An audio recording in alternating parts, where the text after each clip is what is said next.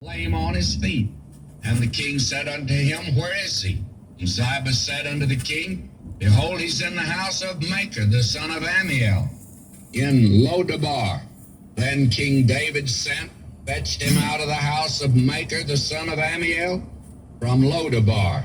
Now when Mephibosheth, the son of Jonathan, the son of Saul, was come unto David, he fell on his face and did reverence.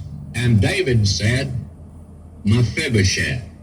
And he answered, Behold thy servant.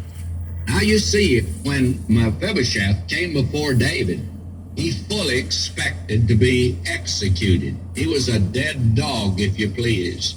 And David, when he was brought before him, Mephibosheth falls down on his face before David. And David speaks so kindly to him, just calls him by name. He says, Mephibosheth. And this boy says, Behold thy servant. David said unto him, Fear not, for I'll surely show thee kindness for Jonathan thy father's sake, and I'll restore thee all the land of Saul thy father, and thou shalt eat bread at my table continually. Now, isn't that a lovely thing that he does?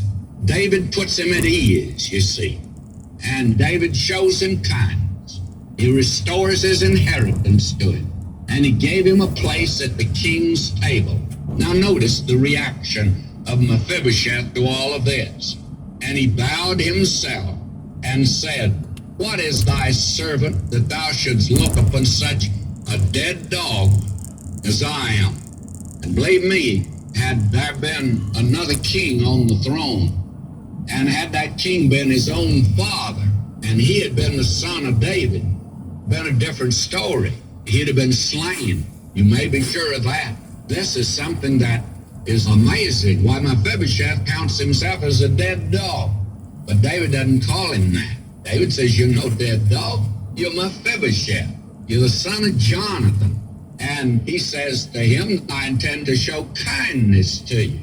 And now will you notice the reaction again of this man? He bowed himself. What is thy servant that thou shouldst look upon such a dead dog as I am? Then the king called to Ziba, Saul's servant, and said unto him, I have given unto thy master to Saul and all his house. Thou therefore and thy sons and thy servant shall till the land for it, and thou shalt bring in the fruits, that thy master's son may have food to eat.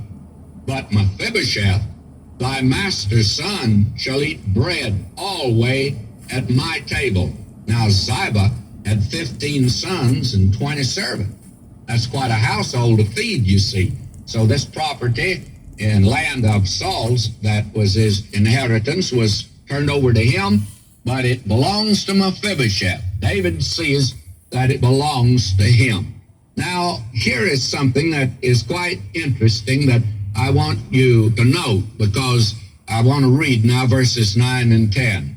Thou therefore and thy sons, and I'm reading verse 10, and thy servants shall till the land for it, shall bring in the fruits, that thy master's son may have food to eat. But Mephibosheth, thy master's son, shall eat bread always at my table. Now Ziba had 15 sons and 20 servants.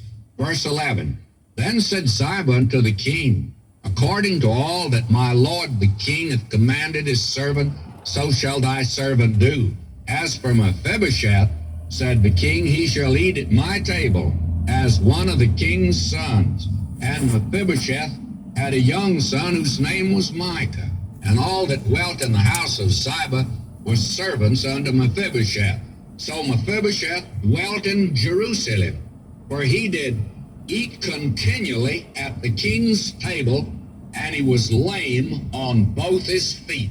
Now I want you to notice this. This is such a lovely gesture on the part of David, and it's one of those acts of nobility which David performed. You remember in the case of Abigail, he did the same thing when her husband, actually his name means a fool, and you can call him stupid, acted as he did. Why, it was at that time that David did a very noble thing in sparing this man who had done this thing to him. The fact of the matter is, he'd insulted him. Now, will you notice that not only is this a wonderful act, but there's some impressive lessons here for us. They're great spiritual